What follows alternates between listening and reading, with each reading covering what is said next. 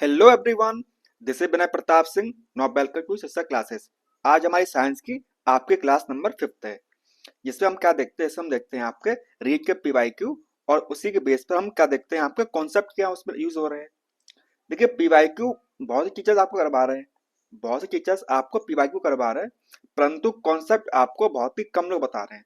Concept आपको बहुत ही कम लोग बता रहे हैं, क्योंकि होगा क्या कि जब आपको जो अभी एग्जाम होने वाला होगा, मतलब जब आपका एग्जाम होगा अभी कुछ दिनों बाद, उसमें आपके पीवाईक्यू से डायरेक्ट क्वेश्चन नहीं बनेगा। मतलब डायरेक्ट क्वेश्चन आपके जैसे पीवाईक्यू में आया हुआ है, वैसे आपके डायरेक्ट क्वेश्चन आपके पीवाईक्यू में नहीं आएगा।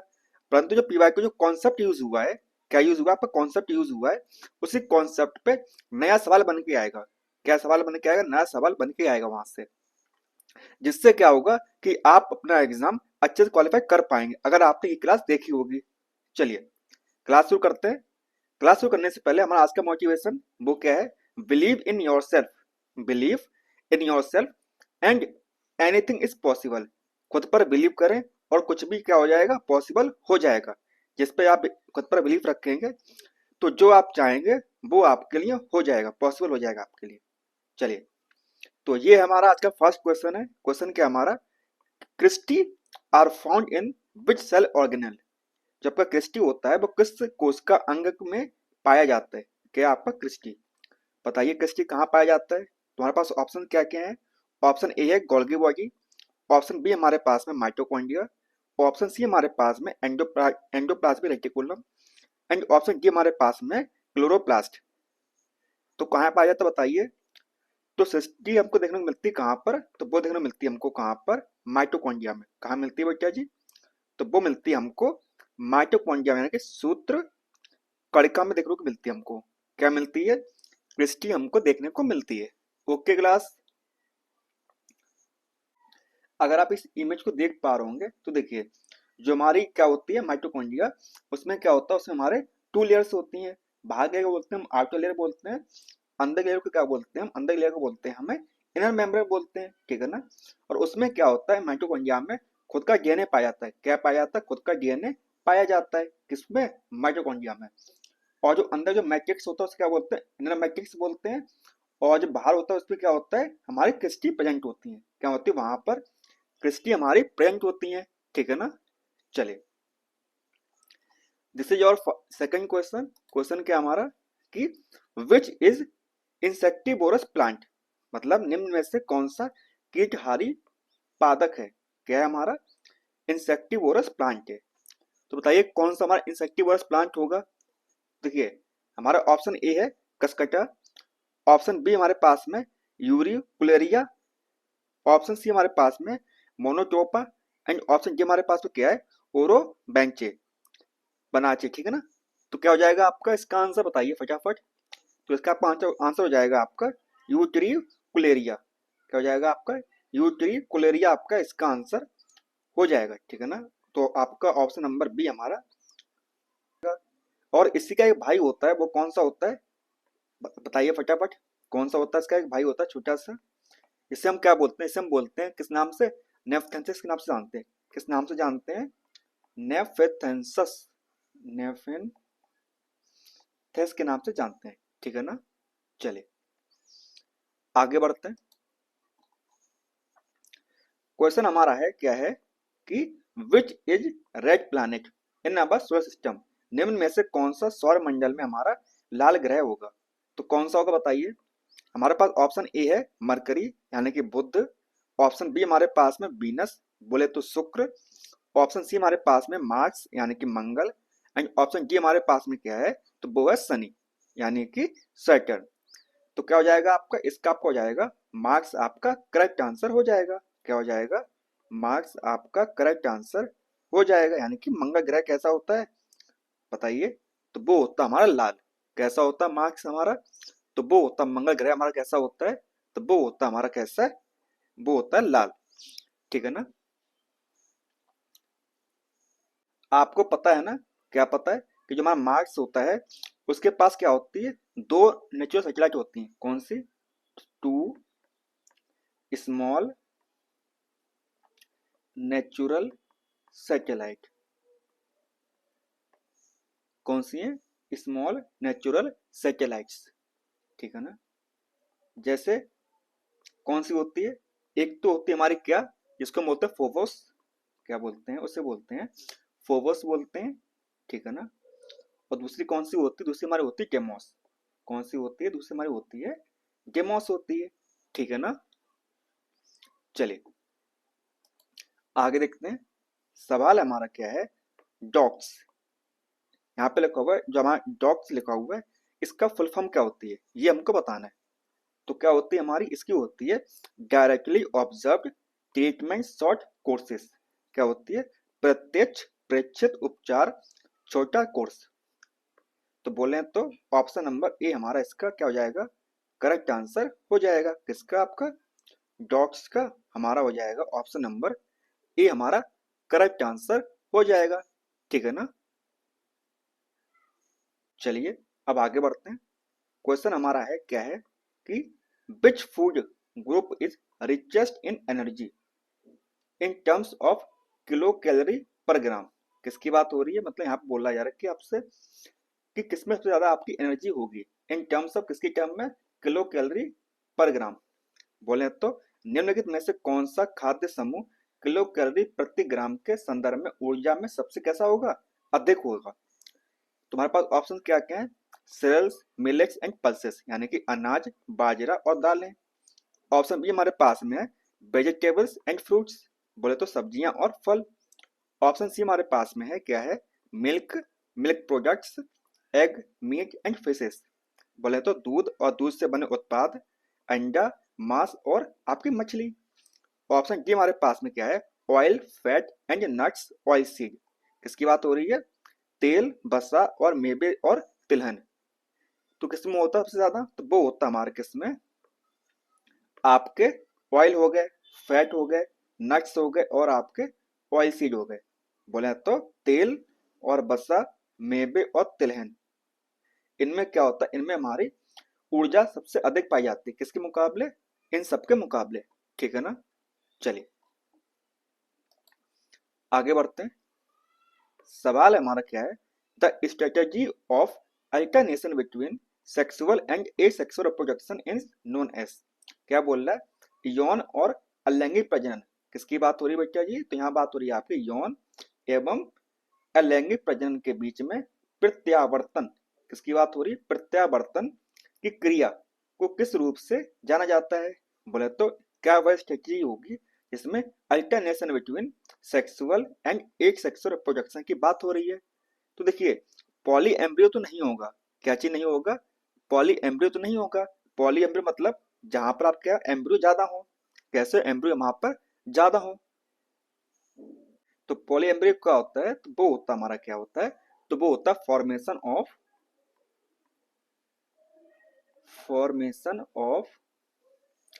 फॉर्मेशन ऑफ टू या उससे ज्यादा टू और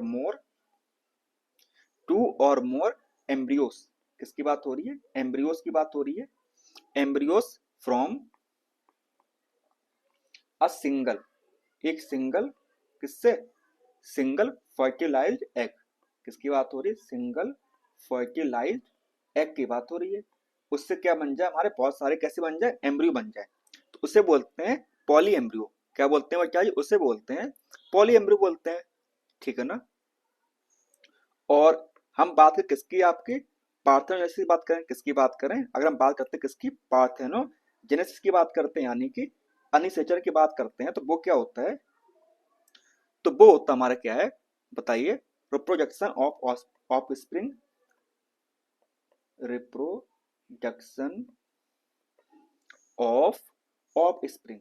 किसकी बात हो रही है, जो आपकी नई जनरेशन जो बनती है, स्प्रिंग जो बन रहा है हमारा, वो कैसा होता है, फ्रॉम अनफर्टिलाइज्ड एग। किससे होता है, फ्रॉम अनफर्टिलाइज्ड, बोले तो वो कैसा होता है, फर्टिलाइज नहीं होता आपका एग, जिससे क्या बनता है हमारा, जो मतलब ऑक्सीजन बनेगी, तो उसे बोलते हैं अनिषेचन, यानी कि पार्थेनोजेनेसिस बोलते हैं उसे, ठीक है ना।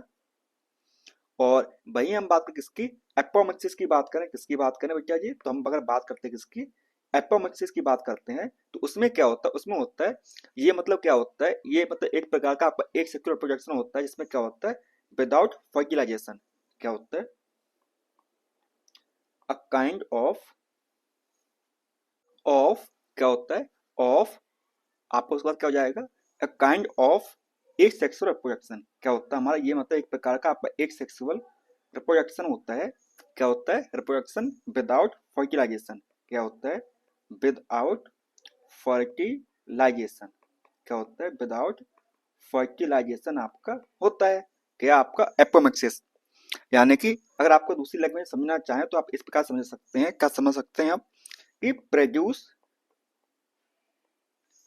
प्रोड्यूस सीड्स, सीड्स बनाना विदाउट फर्टिलाइजेशन, आपका क्या हुआ, आपके सीड्स बन गए, क्या हुआ, आपके सीड्स बन गए विदाउट फर्टिलाइजेशन।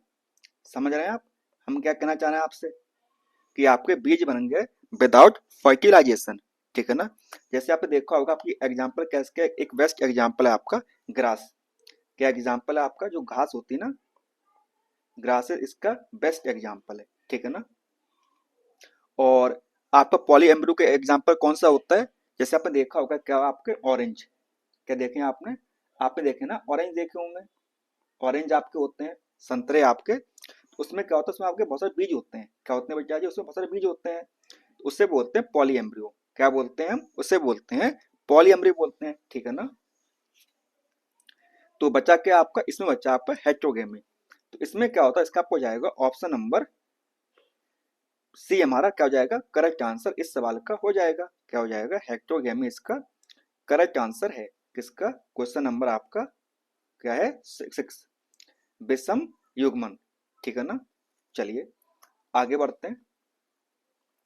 देखिए सवाल सिंपल है, बट कैसा है, आपके लेवल का नहीं है, मतलब लेवल मतलब बोले तो एक प्रकार से आपके जो क्लासेस, जो आपका एग्जाम देने जा उसके थोड़ा सा कैसा ऊपर है, ठीक है ना। चलिए कोई बात नहीं, फिर आपको समझा देते हैं अच्छे से। विच one of the following statement is correct, किसकी बात हो रही है बेटा, यहाँ बात हो रही है आपके करेक्ट स्टेटमेंट की, विद रेफरेंस टू आपका एल एच हार्मोन जो होता है, ल्यूटिनाइजिंग जब आपका हार्मोन होता है उसकी बात हो रही है। जैसे आपको पता है ना, क्या पता है आपको, मेल हार्मोन, जो आपके मेल्स होते हैं, क्या होते हैं आपके मेल होते हैं, उसमें क्या होता है आपका, आपके हार्मोन होता है, क्या हार्मोन होता है आपका, गोनेडोट्रोपिन रिलीजिंग हार्मोन, ठीक है ना। इसमें क्या होता है, यहाँ से आपके दो हार्मोन्स निकलवाता है, ये कौन कौन से निकलवाता है, एक निकलवाता है आपका कौन सा, एल एच, आपका एल एच, जैसे हम मतलब एक नाम से और जानते हैं, हम बोलते हैं आई सी एस एच, ठीक है ना। और दूसरा कौन सा, दूसरा होता है हमारा कौन सा, एफ एस एच, कौन सा होता है दूसरा, हमारा होता है एफ एस एच होता है, ठीक है ना। समझ में आई आपको बात। तो जो आपका एल एच होता है, क्या होता है, हमारा जो एल एच हार्मोन होता है, वो किस पे काम करता है, वो करता है आपका काम किस पे, लेगिक सेल पे, किस पे काम करता है, तो वो काम करता है हमारा कहाँ पर, लेगिक सेल पे काम करता है, ठीक है ना। और जो हमारा एफ एस एच होता है वो किस पे काम करता है बेटा जी, तो वो करता है हमारा सर्टोली सेल पे काम करता है, किस पे करता है, तो वो करता है हमारे सर्टोली सेल्स पे काम करता है, ठीक है ना। किस पे काम करता है, तो वो करता है हमारे सर्टोली सेल्स पे काम करता है, ठीक है ना। तो आपके बात समझ में आई, तो देखिए हमारा ऑप्शन ए क्या है, it stimulate Leydig cells to produce testosterone, ठीक है ना। क्या बात होती है, तो ये हम किसमें काम करता है, इसमें हेल्प करता है किसमें, प्रोड्यूस टेस्टोस्टेरोन, ठीक है ना। क्या हो जाएगा आपका, इसका आपको हो जाएगा ऑप्शन नंबर ए, हमारा करेक्ट आंसर इस क्वेश्चन का आपका हो जाएगा, ठीक है ना। चलिए आगे देखते हैं। तो इसका क्या आपका, इसका आपका है ऑप्शन नंबर ए, हमारा करेक्ट आंसर इस क्वेश्चन का, ठीक है ना। क्या हुआ बेटा, रुकिए एक सेकंड, हम्म, ठीक है ना। चलिए अब देखते हैं क्वेश्चन हमारा क्या है, एट है। एट में क्या बोल रहा है, ये आपसे पूछ रहा है, objectives related to the affective domain mainly concern with, किसकी बात हो रही है, ऑब्जेक्टिव रिलेटेड अफेक्टिव डोमेन, बोले तो भावात्मक डोमेन से संबंधित उद्देश्य मुख्य रूप से किससे क्या होते हैं, संबंधित होते हैं, किसके साथ संबंधित होते हैं, तो बताइए।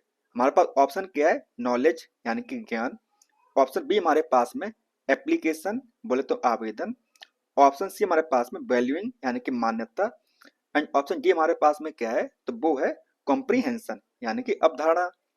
तो किससे होता है, तो वो होता है हमारे किससे, वैल्यूइंग से, यानी कि ऑप्शन नंबर सी हमारा क्या हो जाएगा, इस क्वेश्चन का आपका करेक्ट आंसर हो जाएगा। ठीक है ना बेटा जी। चलिए, यानी कि मान्यता आपका। क्वेश्चन नंबर 9 क्या हमसे पूछ रहा है, आपसे पूछ रहा है, ये क्या पूछ रहा है, which one of the following is not a characteristic of a good test. किसकी बात हो रही है, गुड टेस्ट की बात हो रही है। उसके हिसाब से कौन सा हमारा नॉट करेक्टरिस्टिक नहीं है, क्या है हमारा, कौन सा हमारी विशेषता नहीं है, किसकी विशेषता नहीं है आपकी, तो देखिए अच्छे परीक्षण की विशेषता नहीं है। तो देखिए कि कौन कौन सी नहीं हो सकती हमारी, ऑप्शन हमारा ए है, क्या है, रिलायबिलिटी। देखिए रिलायबिलिटी तो आपको होनी चाहिए, अगर आपको मतलब टेस्ट पे विश्वसता नहीं है आपकी तो टेस्ट का फायदा ही क्या। ठीक है ना। ऑप्शन बी हमारे पास में प्लानिंग यानी कि योजना बनाना आपका। ऑप्शन सी हमारे पास में ऑब्जेक्टिविटी यानी कि वस्तुनिष्ठता आपकी होनी चाहिए। ऑप्शन डी हमारे पास में डिस्क्रिमिनेशन, किसकी बात हो रही है, तो विवेकता की बात हो रही है। तो क्या हो जाएगा आपका, इस क्वेश्चन का आपका हो जाएगा क्या, आपका ऑप्शन नंबर बी हमारा करेक्ट आंसर हो जाएगा। क्या हो जाएगा आपका, ऑप्शन नंबर बी हमारा करेक्ट आंसर हो जाएगा। बोले तो प्लानिंग यानी कि योजना क्या है हमारा, एक करेक्टरिस्टिक नहीं है, किसका, गुड टेस्ट का नहीं है। ठीक है ना। चलिए आगे देखते हैं। क्वेश्चन हमारा है an example of projected teaching add. किसकी बात हो रही है, प्रोजेक्टेड टीचिंग एड की बात हो रही है, यानी कि प्रक्षेपित शिक्षण सहायक उपकरण कौन सा आपका होगा, ये आपको बताना है। तो देखिए हमारे पास ऑप्शन क्या क्या है, बुलेटिन बोर्ड हो गया, यानी कि बुलेटिन बोर्ड। तो किसकी बात हो रही है, प्रोजेक्ट की बात हो रही है। जो आपका बुलेटिन बोर्ड है उसको क्या आप चिपका देते हैं, ये कैसा होता है, आपने देखो अगर आपके स्कूलों में कैसा होता है आपका, ये इस प्रकार लगा होता है, जिससे हम क्या करते हैं किलो से, मान लिया आपका ये आपका एक पेज हो गया, आपका ये पेज हो गया, और उससे हम क्या करते हैं जो आपकी पेंस होती है ना उसको लगा के इस प्रकार से हम चिपका देते हैं।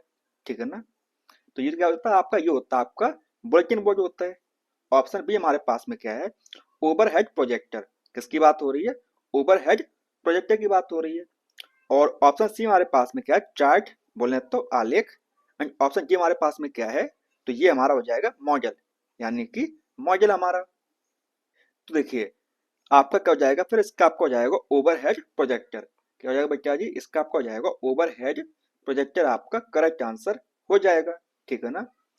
क्योंकि बाकी कैसे हमारे तीनों, वो कैसे हैं बताइए, जो बाकी तीनों आपके हैं वो कैसे हैं, वो हमारे किस में आ जाएंगे, वो आपके आ जाएंगे इसमें विजुअल एड्स में आ जाएंगे, हम देख सकते हैं उस चीज को।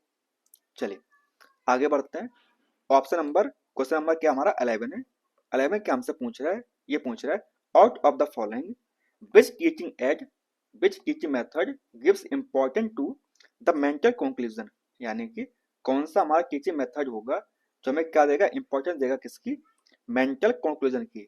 निम्नलिखित में से कौन सा शिक्षण विधि मानसिक निष्कर्ष, किसकी बात हो रही है बेटा जी, तो यह बात हो रही है आपकी मानसिक निष्कर्ष को महत्व देगा।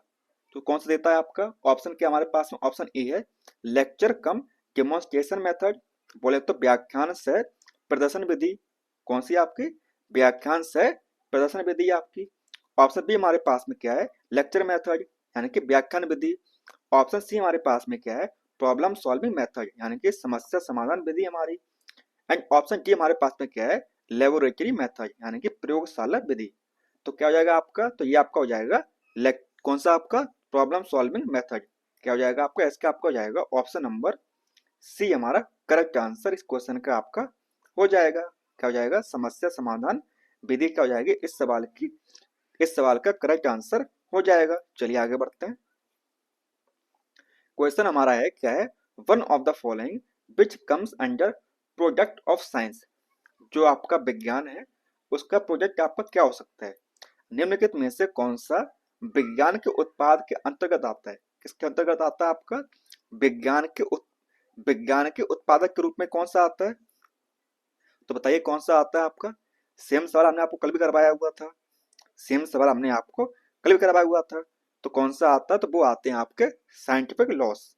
क्या आते हैं आपके, तो वो आते हैं हमारे साइंटिफिक लॉस आते हैं, यानी कि वैज्ञानिक नियम क्या होते हैं हमारे, ये होते हैं विज्ञान के उत्पाद। क्या होते हैं, तो ये होते हैं हमारे विज्ञान के उत्पाद। ठीक है ना, क्या हमारे साइंटिफिक लॉस। क्वेश्चन नंबर 13 क्या हमारा, 13 हमारा है क्या बोल रहा है, ये आपसे पूछ रहा है out of the following which innovative teaching method covers all domains of objectives of teaching. किसकी बात हो रही है? तो बात हो रही है आपकी इनोवेटिव टीचिंग। किसकी बात हो रही है? इनोवेटिव टीचिंग, यानी कि अच्छी तरीके से आप इनोवेट कर पा रहे हो तो उसके हिसाब से क्या आपका बेहतर होगा। निम्नलिखित में से कौन सी नवीन शिक्षण पद्धति शिक्षण के उद्देश्यों से सभी क्षेत्रों को सम्मिलित करती है? तो कौन सी करती है बताइए। ऑप्शन ए हमारे पास में टीचिंग मेथड, क्या हमारे पास टीम शिक्षण। ऑप्शन बी हमारे पास में क्या है? माइक्रो टीचिंग बोले तो सूक्ष्म शिक्षण। एंड ऑप्शन सी हमारे पास क्या है? ब्रेन स्टॉर्मिंग बोले तो विचार मंथन। ऑप्शन डी हमारे पास में क्या है? प्रोग्राम्ड इंस्ट्रक्शन, यानी कि क्रमादेशित निर्देश। तो कौन सा हो जाएगा आपका? इसका आपका हो जाएगा ऑप्शन नंबर सी। जो आपकी ब्रेन स्टॉर्मिंग है वो क्या हमारी बताइए। विचार मंथन क्या हमारे एक नवीन शिक्षण पद्धति के हिसाब से क्या है, ये काफी उपयोगी होता है। क्या आपका? ब्रेन स्टॉर्मिंग, यानी कि विचार मंथन करना। चलिए अब देखते हैं क्वेश्चन नंबर हमारा है क्या है 14। ये क्या बोल रहा है? ये पूछ रहा है आपसे which of the following of teaching should be planned after diagnosis. किसकी बात हो रही है? प्लान्ड आफ्टर डायग्नोस्ट, यानी कि आपने क्या किया? पहले डायग्नोस कर चुके हैं। क्या कर चुके हैं आप? पहले आप डायग्नोस कर चुके हैं, ठीक है ना। The learning difficulties of the student in science teaching, तो उससे क्या हो रही प्रॉब्लम हो रही बच्चे को, तो उसके बाद आप क्या करेंगे? विज्ञान शिक्षण में छात्रों में अधिगम समस्याओं की पहचान करने के बाद किस प्रकार का शिक्षण की योजना बनाई जानी चाहिए? तो क्या होता है, देखिए आपने क्या किया, आपने पहले डायग्नोस कर लिया बच्चे को। क्या कर लिया आपने? आपने पहले बच्चे को डायग्नोस कर लिया, ठीक है ना। यानी कि आपने क्या कर लिया? पहले उसकी समस्याओं को पहचान कर ली। क्या कर ली आपने? आपने समस्याओं की पहचान कर ली बच्चे से। उसके बाद क्या करेंगे आप? उससे क्या देंगे? उससे आप देंगे रेमेडी। क्या देंगे बच्चा जी? तो आप उसे क्या देंगे? उससे देंगे आप रेमेडी। क्या देंगे? तो उससे देंगे हम रेमेडी देंगे, ठीक है ना। तो क्या हो जाएगा आपका? इसका आपका हो जाएगा रिमेडियल टीचिंग। क्या हो जाएगी आपकी? तो वो हो जाएगी आपकी रिमेडियल टीचिंग। क्या हो जाएगा? उपचारात्मक शिक्षण। क्या हो जाएगा आपको? तो आपको हो जाएगा उपचारात्मक शिक्षण हो जाएगा, ठीक है ना। चलिए आगे बढ़ते हैं। सवाल हमारा क्या है 15। A systematic process a systematic process of determining the extent to which education objectives are achieved। किसकी बात हो रही है? education objectives are achieved by the pupils is known as। क्या बोला जा रहा है? ये बोल रहा है आपसे, क्या बोल रहा है कि विद्यार्थियों द्वारा शैक्षिक उद्देश्यों को किस सीमा तक प्राप्त किया जा सकता है। यानी कि जो विद्यार्थी हैं वो शैक्षिक जो आपके जो पढ़ रहा है, जो पढ़ाई कर पा रहा है, वो किस लेवल तक जा सकता है आगे, इस सीमा को निर्धारित करने की व्यवस्थित प्रक्रिया क्या होगी। तो जाहिर सी बात हम क्या करेंगे? उसका मूल्यांकन करेंगे। क्या करेंगे? हम उसका मूल्यांकन करेंगे, तो पता चलेगा ना हमें कि मतलब बच्चा कितना सीख पा रहा है ना। हम क्या करेंगे? हम उसका मूल्यांकन करेंगे। तो जब हम उसका मूल्यांकन कर लेंगे तो पता चल जाएगा कि बच्चा हमारा जो है वो कितना सीख चुका है। तो क्या हो जाएगा आपका? इसका आपका हो जाएगा ऑप्शन नंबर बी हमारा करेक्ट आंसर। क्या हो जाएगा बच्चा जी? तो इसका आपका हो जाएगा मूल्यांकन, इसका करेक्ट आंसर हो जाएगा, ठीक है ना। चलिए आगे बढ़ते हैं। क्वेश्चन हमारा क्या है 16 है। ये क्या पूछ रहा है आपसे? पूछा है डिफाइनिंग, जो आपका शब्द है यहाँ पर डिफाइनिंग, यानी कि परिभाषित करना। क्या करना? परिभाषित करना, okay. Action verb is related to which behaviour objectives, यानी कि कार्य सूचक क्रिया किस व्यवहारिक उद्देश्य से संबंधित है। तो इसका संबंध किसके साथ में, ये आपको बताना है। हमारा ऑप्शन ए है अफेक्टिव, यानी कि भावात्मक से, जो आपकी फीलिंग्स होती है, भाव होते हैं आपके। ऑप्शन बी हमारे पास में साइकोमोटर, यानी कि मनोप्रेरणा आपका। ऑप्शन सी हमारे पास में कॉग्निटिव, यानी कि संज्ञान। और ऑप्शन डी हमारे पास में क्या है? अफेक्टिव एंड साइकोमोटर, भावात्मक और मनोप्रेरणा। तो किससे संबंधित है? तो ये आपका किससे संबंधित है? तो ये आपका संबंधित है आपका संज्ञान से। किसकी बात हो रही है? यहाँ पे बात होती है संज्ञानात्मक की। तो इसका क्या हो जाएगा? इसका आपका हो जाएगा कॉग्निटिव, आपका करेक्ट आंसर हो जाएगा, ठीक है ना। क्या हो जाएगा आपका? कॉग्निटिव इसका करेक्ट आंसर हो जाएगा, ठीक है ना बेटा जी। चलिए आगे बढ़ते हैं। क्वेश्चन हमारा क्या है 17। तो ये क्या पूछ रहा है आपसे? ये पूछ रहा है out of the following frame of linear programme instruction. किसकी बात हो रही है? यहाँ बात हो रही है आपकी लीनियर प्रोग्राम्ड इंस्ट्रक्शन की बात हो रही है। Which of the following frame is exactly related to teaching learning context? किसकी बात हो रही है? रैखिक अभिक्रमित अनुदेश। किसकी बात हो रही है? तो यहाँ हो रही है आपकी रैखिक अभिक्रमित अनुदेश के निम्नलिखित ढांचे में से कौन सा ढांचा जो होगा शिक्षण अधिगम सामग्री से हर दृष्टि से क्या होगा? संबंधित होगा, मतलब हर प्रकार से वो संबंध रखता होगा, किसके साथ में? टीचिंग के साथ में रखता होगा हमारा। तो देखिए हमारे पास ऑप्शन क्या क्या है। हमारा ऑप्शन डी है प्रैक्टिस फ्रेम, यानी कि अभ्यास का ढांचा जो होता है। ऑप्शन सी हमारे पास में टेस्टिंग फ्रेम, यानी कि परीक्षा का ढांचा है आपका। ऑप्शन बी हमारे पास में इंट्रोडक्टरी फ्रेम, यानी कि परिचयात्मक ढांचा। एंड ऑप्शन ए हमारे पास में क्या है? टीचिंग फ्रेम, यानी कि शिक्षण का ढांचा। यहाँ किसकी बात हो रही है? टीचिंग की बात हो रही है, तो जाहिर बात है क्या हो जाएगा आपका? इसका आपको हो जाएगा ऑप्शन नंबर ए हमारा करेक्ट आंसर। क्या हो जाएगा? टीचिंग फ्रेम यानी कि शिक्षण ढांचा क्या हो जाएगा आपका? इसका आपका करेक्ट आंसर हो जाएगा। ठीक है ना? चलिए आगे बढ़ते हैं। सवाल हमारा है क्या है? एन ऑब्जेक्ट, एक ऑब्जेक्ट है जिसका मास क्या है? 0.75 kg। कितना मास है उसका? तो वो हमारा है 0.75 kg। Okay, hanging from a string attached to a roof. Okay, मतलब क्या बोला जा रहा है? ये बोला जा रहा है कि मतलब एक दीवार से क्या हुआ है, मतलब छत से एक लटका हुआ है बॉक्स से, जिसकी कितनी हमारी इसका मास है कितना? इसका मास है हमारा कितना? मास है हमारा बताइए। तो वो हमारा है कितना है? 0.75 kg। कितना मास है? तो उसका मास है, वजन आपका भार है 0.75 kg है। ओके, आगे क्या बोल रहा है? आगे बोल रहा है what will be the force applied by sting on the object, यानी कि कितना फोर्स हमारी जो स्टिंग है, जो रस्सी हमारी, वो लगाएगी, कितना हमारा फोर्स लगाएगी किस पर? बॉक्स पर। ये हमारा सवाल है। ठीक है ना? क्या सवाल है? What will the force applied by sting on the object. यहाँ पर लगे क्या? 0.75 किलोग्राम द्रव्यमान की एक वस्तु छत से जुड़ी हुई है, एक डोरी से लटकी हुई है। आपको बताना है, क्या बताना है? तार द्वारा वस्तु पर लगाने वाला बल क्या होगा? क्या होगा आपका बल? क्या होगा? तो बताइए क्या होगा आपका बल? देखिए नीचे क्या लगेगा आपका? नीचे लगेगा आपका क्या लगेगा? बताइए। नीचे लगेगा आपका एम जी। क्या लगेगा नीचे आपका? क्या लगेगा आपका? नीचे लगेगा आपका एम जी लगेगा। ठीक है ना? और ऊपर क्या लगेगा आपका? लगेगा टेंशन। क्या लगेगा ऊपर आपका? तो वो लगता है हमारा टेंशन लगता है। ठीक है ना? तो देखिए अब यहाँ पर क्या बात हुई, देखिए आप यहाँ पर सही से देख पा रहे होंगे। आप क्या देख पा रहे होंगे? देखिए यहाँ पर क्या है, आपको पता है कि जितना फोर्स लगेगा उतनी क्या होगा? उसका रिपल्सन होगा, यानी कि जितना आपका भार नीचे जा रहा है उतना ही क्या लगेगा आपको? ऊपर लगेगा टेंशन लगेगा। क्या लगेगा ऊपर आपका? टेंशन लगेगा, है ना? तो नीचे कितना? नीचे आप कितना है? नीचे हमारा एम जी है। क्या है हमारा? देखिए तो का क्या आपका? Tension equal to M G, यही होगा ना?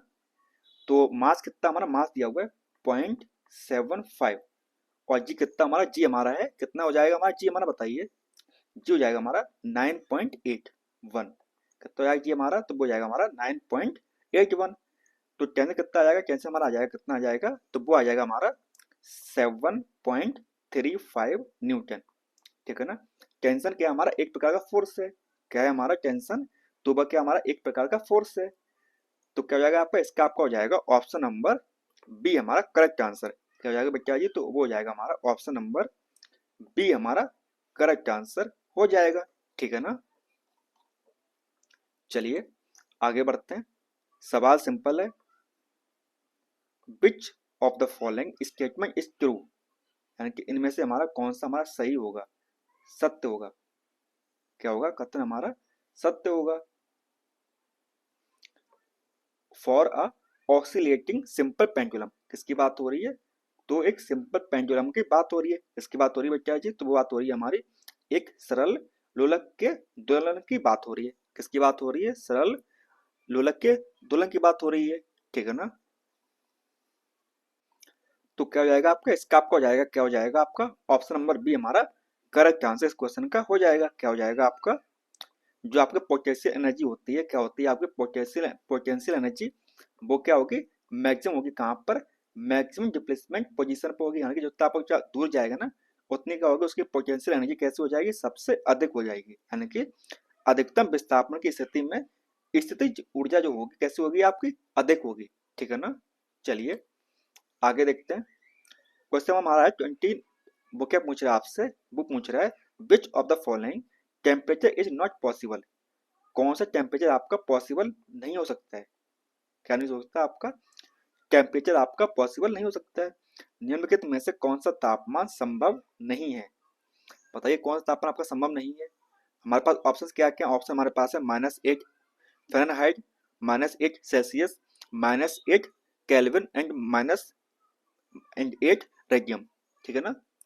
तो क्या नहीं हो सकता ये आपको बताना है। तो कौन सा नहीं हो सकता आपका बताइए। तो वो नहीं हो सकता आपका -8 केल्विन। क्या नहीं हो सकता आपका -8 केल्विन, आपका टेम्परेचर कभी भी नहीं हो सकता है। क्यों नहीं हो सकता बताइए, बताइए पहले क्यों नहीं हो सकता है आपका। क्योंकि जो आपका क्या होता है, जो आपका केल्विन होता है, केल्विन किसके बराबर होता है, वो होता है हमारा डिग्री सेल्सियस। क्या होता है हमारा, वो होता है हमारा डिग्री सेल्सियस हमारा प्लस 273, 273.15। ठीक है ना। अगर हमारा जो केल्विन है वो एब्सोल्यूट जीरो होगा, क्या होगा हमारा, अगर हमारा केल्विन एब्सोल्यूट जीरो पर पहुंच जाएगा, किससे पहुंच जाएगा, एब्सोल्यूट जीरो पहुंच जाएगा, तो भी कितना होगा उसका, तो आपका हो जाएगा उसका कितना, -273.15, ना कि उसका -8 केल्विन कभी उसका नहीं हो सकता है। यानी कि -8 केल्विन उसका कभी भी नहीं हो सकता है। ठीक है ना, याद रखिएगा। जो उसका फॉर्मूला क्या होता है, इसका फॉर्मूला होता है हमारा क्या होता है, तो वो होता है kelvin, degree kelvin upon 8, sorry degree Celsius upon 8, क्या होता है आपका upon 5, equal to Fahrenheit -32, 32 upon 9, equal to क्या होता है हमारा केल्विन -273 अपॉन क्या होता है आपका 5। ये क्या, ये हमारा इंटर कन्वर्जन है। क्या है हमारा, ये आपका होता है इंटर कन्वर्जन का फॉर्मूला। क्या होता है बेटा जी, तो ये होता है हमारा आपस में चेंज करने का क्या होता है फॉर्मूला होता है। तो इसका क्या हो जाएगा, इसका आपका हो जाएगा ऑप्शन नंबर सी हमारा करेक्ट आंसर इस सवाल का हो जाएगा। ठीक है ना। चलिए आगे बढ़ते हैं। अब देखते हैं क्वेश्चन नंबर हमारा क्या है, 21 है। 1 जूल, आपका 1 जूल किसके बराबर होगा। यहाँ पर क्या होगा, जो क्वेश्चन हमारे ऑप्शन थोड़े से कैसे हो गए, ऊपर नीचे हो गए। एक मिनट,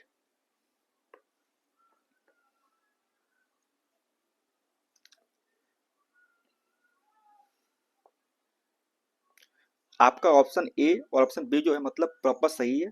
ऑप्शन सी हमारा क्या है, ऑप्शन सी हमारा है 1/4.2, 1/4.2 किलो कैलोरी। ठीक है ना। और ऑप्शन डी हमारा क्या है, ऑप्शन डी हमारे पास में क्या है 1/4.2 कैलोरी। ठीक है ना। तो सवाल है कि मतलब जो हमारा 1 जूल होता है वो किसके बराबर होगा, 1 जूल किसके बराबर होगा बताइए। तो देखिए जो हमारा 1 जूल होता है वो किसके बराबर होता है, तो किसके बराबर होता है, तो वो होता है बेटा जी हमारा किसके बराबर होता है 1/4.2 कैलोरी के बराबर होता है। किसके बराबर होता है 1/4.2 कैलोरी के बराबर होता है। अब वो कैसे होता है, देखिए होता क्या है कि आपका देखिए 1 कैलोरी क्या होता है आपका 1 कैलोरी पर, ये किसके बराबर होता है, ये आपका होता है 4.2 किलो जूल। क्या होता है किलो जूल के बराबर होता है। जब ये आपस में आप इंटर कन्वर्जन करेंगे तो क्या आ जाएगा आपका, तो वो आपका आ जाएगा 1/4.2 आपका आ जाएगा। ठीक है ना। चलिए आगे देखते हैं। सवाल क्या है, सवाल हमारा है what's would be the minimum height of a plane mirror to get full image of an object of 2 metre की हाइट पर। क्या बोला जा रहा है, ये बोला जा रहा है कि मतलब सवाल क्या है, सवाल हमारा है what's would be the minimum height of a plane mirror, किसकी बात हो रही है, minimum height of plane mirror की बात हो रही है, to get full image of an object 2 metre पर सेक 2 मीटर हाइट। उसके ऑब्जेक्ट की क्या हमारी डिस्टेंस है, वो हमारी है 2 मीटर की ऊंचाई पर है। 2 मीटर ऊंचाई की वस्तु को पूर्ण प्रतिबिंब प्राप्त करने के लिए समतल दर्पण की न्यूनतम ऊंचाई कितनी होगी। तो देखिए अगर आप इस सवाल को 2 सेकंड में करना चाहें, क्योंकि आपके एग्जाम में क्या होता है, टाइम कमी होती है, क्या होती है आपके एग्जाम में कमी होती है समय की। तो उसके लिए आप क्या होता है, सिंपल सा ट्रिक होती है, क्या होती है कि जो हमारा ऑब्जेक्ट होता है उसकी हाइट का क्या करते हैं हम, आधा कर दें। क्या करते हैं हम, उसकी हाइट का आधा कर दें। तो क्या आ जाएगा आपका, वो आ जाएगा आपका प्लेन मिरर की हाइट आ जाएगी। क्या आ जाएगी आपकी, प्लेन मिरर की आपकी हाइट आ जाएगी। क्या होता है, रुकिए लिखते हैं आपके लिए। होता है क्या, हमारा क्या होता है कि जो आपका समतल दर्पण होता है, समतल दर्पण जो होता है हमारा, उसमें क्या होता है, मैं किसी वस्तु, मतलब कोई वस्तु होती है आपकी, किसी वस्तु का प्रतिबिंब, क्या देखना, उसकी इमेज देखने के लिए, प्रतिबिंब देखने के लिए, यानी कि इमेज, किसकी बात हो रही है बच्चा जी, तो वो हो रही है हमारी इमेज देखने के लिए। क्या होता है, इमेज देखने के लिए, देखने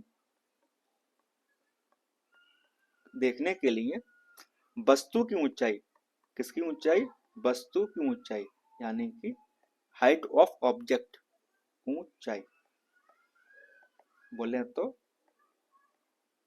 हाइट ऑफ ऑब्जेक्ट क्या होता है, हाइट ऑफ ऑब्जेक्ट के आधे, क्या होना चाहिए, आधा, आधे मतलब कि हाफ, हाफ भाग के बराबर होना चाहिए, भाग के आधे, भाग के बराबर, क्या होना चाहिए, आधे भाग के बराबर दर्पण की ऊंचाई होनी चाहिए। क्या होना चाहिए, दर्पण यानी कि मिरर की क्या होनी चाहिए, आपकी ऊंचाई होनी चाहिए, मिरर की ऊंचाई होनी आवश्यक है।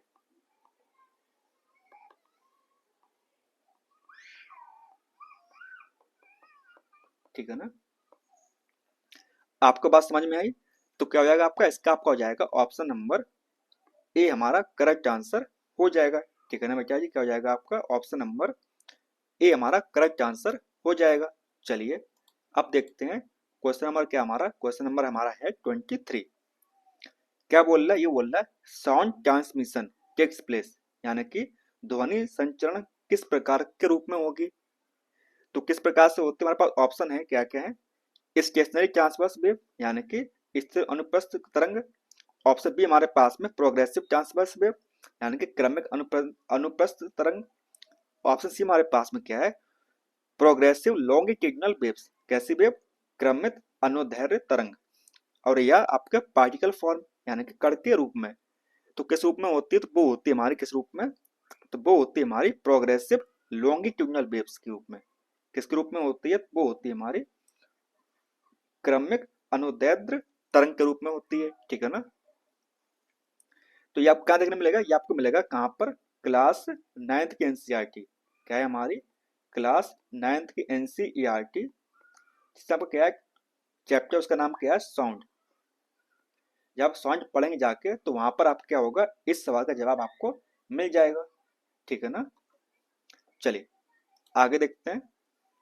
सवाल हमारा क्या है, which of the following is a green house gas, मतलब इनमें से हमारी ग्रीन हाउस गैस कौन सी है, निम्नलिखित में से कौन सी ग्रीन हाउस गैस आपकी है। तो हमारे पास कौन सी हो सकती है, ऑप्शन हमारे पास में nitrogen, hydrogen, oxygen and nitrous oxide. क्या है हमारे पास में, nitrogen, hydrogen, oxygen and nitrous oxide.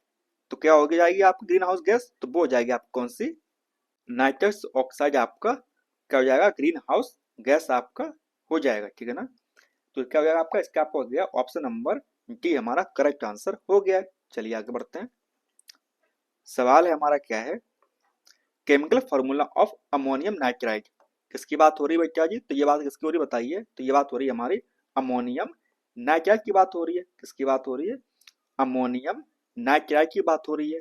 तो उसका क्या फॉर्मूला होता है, उसका फॉर्मूला क्या होता है बताइए, तो उसका फॉर्मूला होता है हमारा क्या होता है, N H N H four, N H four का होल थ्राइस, क्या होता है, एन एच फोर का होल थ्राइस एंड एन। ठीक है ना, बोले तो ऑप्शन नंबर सी क्या हमारा करेक्ट आंसर है। क्या है हमारा, ऑप्शन नंबर सी हमारा करेक्ट आंसर है। चलिए आगे देखते हैं। सवाल हमारा क्या है कि मोनोमर्स, किसकी बात हो रही है? मोनोमर पूछा आपसे गया है। Use to prepare artificial fibre of Dacron.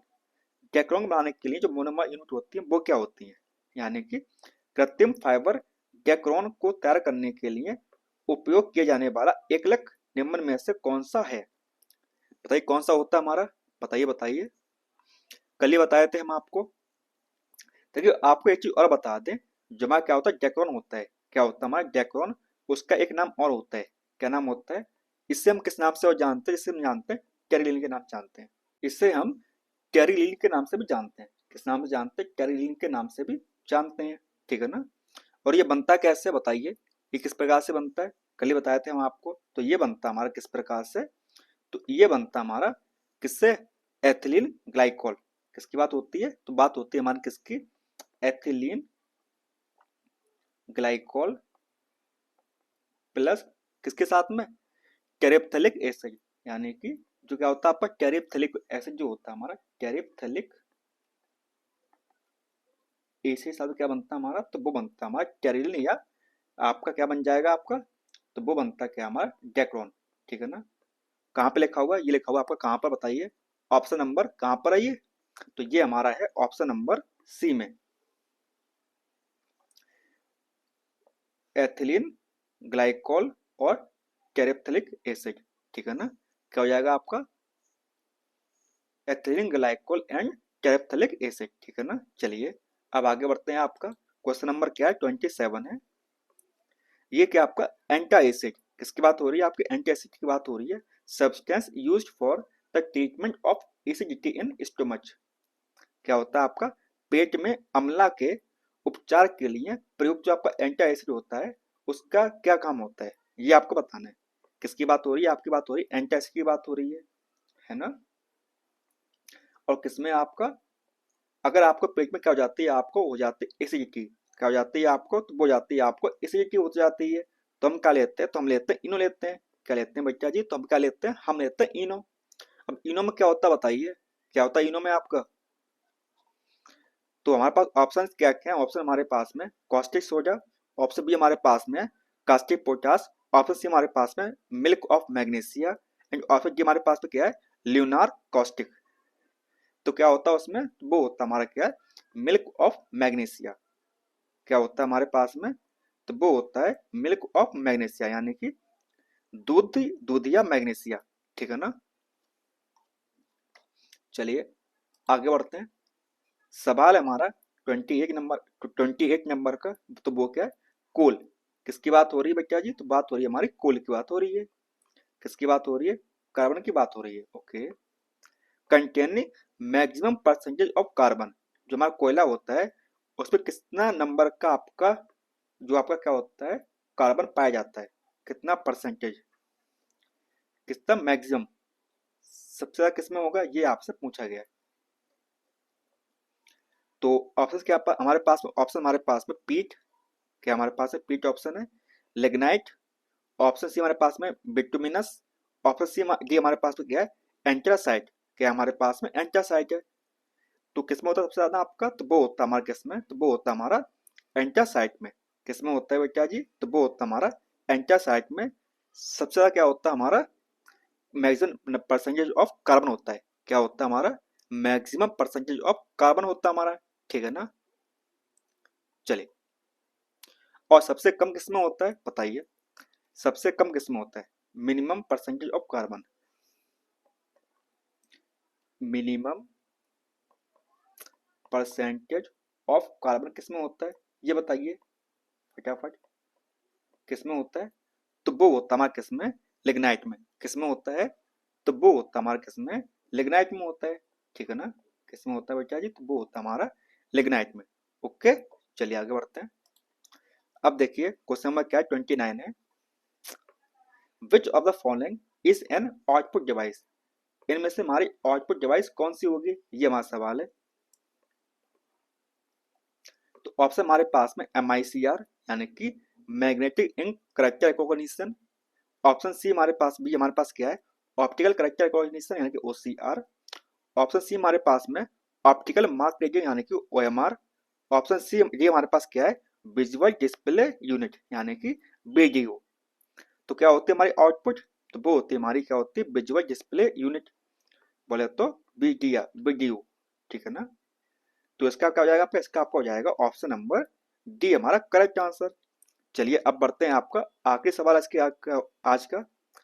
तो लास्ट क्वेश्चन क्या हमारा? लास्ट क्वेश्चन हमारा है, क्या है बेटा जी बताइए। Who discovered penicillin? किसने पेनिसिलिन डिस्कवर की थी आपकी? बताइए किसने खोज की थी आपकी पेनिसिलिन की? कौन बताएगा? तो वो की थी किसने? अलेक्जेंडर फ्लेमिंग ने।